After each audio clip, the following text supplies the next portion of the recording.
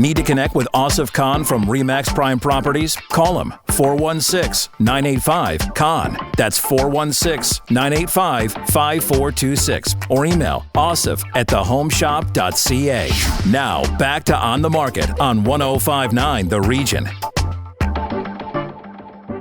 Welcome back to On the Market. Time now for your questions for Asif Khan. And we begin with Thomas in Markham. He wants to know if you think that with the change in the market, that when he submits an offer on a home, that there is a greater opportunity for conditions, including a home inspection or financing. So these were basically dropped due to the bidding wars last year, Asif. So what do you think happens now? Yeah, definitely.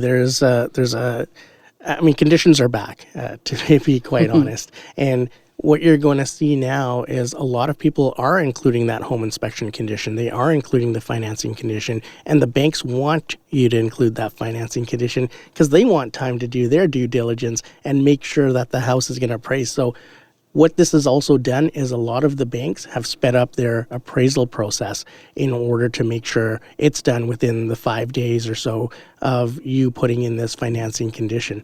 Whereas before, you had to do all of your due diligence as a buyer prior to putting in that offer. So even if you wanted a home inspection, you were doing a home inspection before you put in that offer. Now you're able to do one after the fact. It's a return to the old normal, as we've kind of said before in the shows, but all of the conditions are back in play, and a lot of people, even in multiple offers, are using these conditions. Our next question comes from Max in Thornhill. He wants to know if it would be easier to find a property in his preferred neighborhood at a lesser price now than a year ago. It depends on the type of property that you're purchasing and how much demand is out there for those properties. So the misconception is prices have come down a lot. And what you're seeing is market level is still the same, but what people were willing to pay for that property is different. Because in a multiple offer, there was no hesitations when people were going in $200,000, $300,000, $400,000 over asking.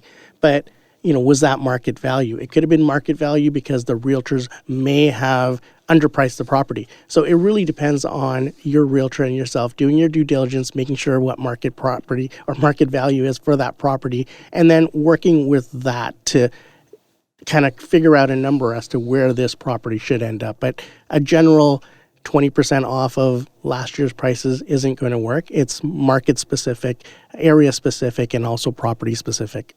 Do you think now is the best time to list a property, or is it better to kind of wait on the sidelines until things change? The best time to list a property is when you don't have competition. So right now, there's not a lot of inventory out there. New listings were down even at the end of December. New listings were down for December. So there is a huge opportunity for sellers to get on the market and get the jump on the spring market by putting their homes up for sale now because they're not competing on price with their neighbors. So what do you think in terms of, I know these are early days of 2023, but would you consider this a buyer's market, a seller's market, or both? There's a bit of a balance to it right now, but it's still a seller's market in terms that there's not a lot of inventory. And to get to a buyer's market, you're going to need about 4 to 6 months of inventory. And although we have a lot more inventory than we did in 2021 or the early part of 2022, we're still only at about 2 to 2.5 months of inventory.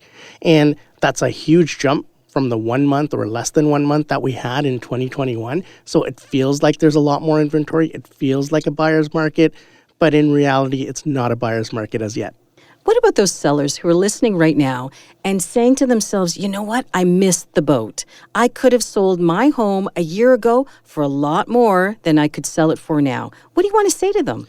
It's the way the market goes. I mean, there's going to be times where you can maximize your return on your investment, and there's going to be times where, I think what happened was a lot of sellers were spoiled during the heated market where they were getting $200,000, $300,000, $400,000 over asking. We may get back to that in a few years, maybe even by the end of the year or next year. We're going to start to get bidding wars and multiple offers back again because the demand hasn't gone away. It's now become pent-up demand. And what we've seen in the past when this has happened is that pent-up demand at some point just explodes and they start absorbing the inventory that's out there causing more strain on the supply chain. So when that happens, you're going to start to see these bidding wars come back again into play. If you see a lot of sellers right now holding on to properties that they don't have to sell. And if they don't have to sell, they're just saying, I don't need to move anywhere, so I'm just going to hold on to this property. With the rental market the way it is, some people are just renting out their homes, even if they've purchased something else, because they're getting a lot more in terms of rentals than they would have in the past.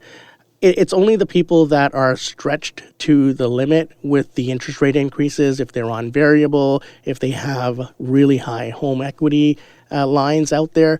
Those are the people that are being forced to sell, but there's not a lot of out there. So in early 2022, I don't think anyone could have predicted what happened in the real estate market at that time, right? No, it was quite the change, a drastic change, because the government had always been saying, we're not going to touch interest rates. The interest rates are going to be here till 2025 at least.